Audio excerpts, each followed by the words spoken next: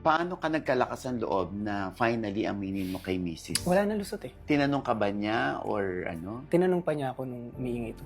Tinatry ko pa rin na magsinungaling sa kanya na hindi totoo. Pero, kasi nga ayokong ma-corner na hiwalayan niya ako, masira pamilya ko. Pero wala nang lusot eh. Wala nang dahilan para magsinungaling pa ako. Napanood niya na. Wala na. Nag-iyakan na lang kami. Humingi ako ng tawad. Pero nung tumatakbo sa isip ko, nung sabi ko, wala nang hiwalayan na to.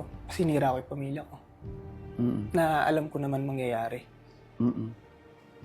Obviously, nung time na ginagawa mo yun with a girl, hindi yun ang worry mo. Hindi yun ang iniisip mo yung baka hiwalayan ka. Siyempre, hindi ka baka pa makukonsensya nun eh. Nandun Yes. ka pa eh. Ang iniisip ko pa lang nun eh, sana walang huli to. Kasi nga, nadidemonyo ka pa eh. Di ba? Walang huli to. Pero unti-unti, lalo nung tumitibay relationship namin, palapit pa ako kay Lord, na may pagsisisi talaga. Pero hindi ko lang talaga maamin sa kanya. Ngayon na nagtatapat ka nabasa namin yung isang post mo na parang nagpapaalam ka sa anak mo na doon ka muna sa kotse matutulog. Hindi, yun naman, wala After naman that- yun eh.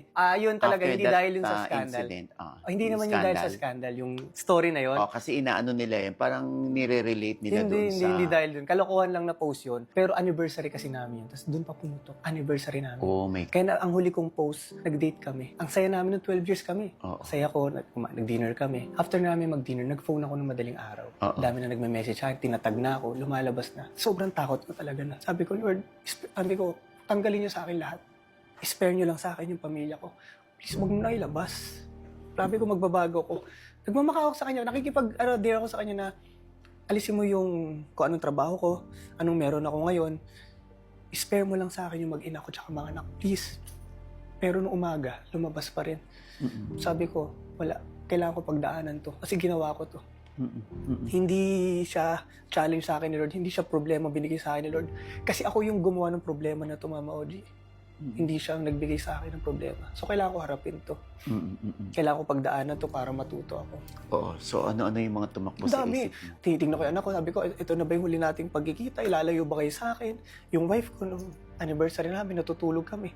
Hindi niya alam, yakap pa ako ng yakap sa kanya. I love you ako ng I love you. Kasi, alam ko anytime, pag nagpo-phone siya, nagpapanik ako sa isip ko na, titingnan ko siya, ayun na, makikita niya na. Yung gano'n ka ba? Yun nga, yung madaling araw, ginising niya ako, nakita niya. Iyak na siya ng iyak, nagsisigaw siya. Wala na akong magawa. So, nung nagsisigaw si Mrs., ikaw tahimik lang. Hindi ako makaiyak. Ayaw mag-sing in. Ang nasa isip ko lang po talaga, wala na.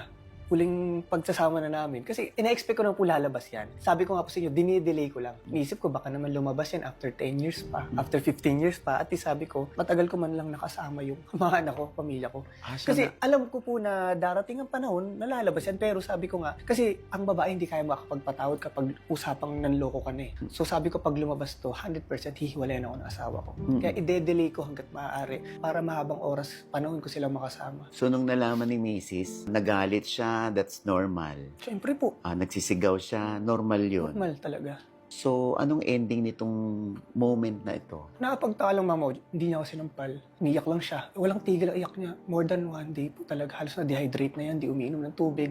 Nagkukulong. Kumuha pa ng mga gamot sa kamay niya. Gusto niya inumin. Takot na takot po ako kasi more on sa galit. Nakaramdam pa siya ng awa sa akin. Doon ako nag-breakdown na kinausap niya yung mami niya, tita ko na. Paano si Nico? Paano rin siya? Paano ako paglalabas? Paano na din daw yung buhay ko? Nakaramdam pa siya ng awa sa akin na dapat hindi. Nung nakaramdam siya ng awa sa akin, galit na galit ako sa sarili ko. Ba't ko sinira siya? Inside, pamilya ko sinira ko. Doon mo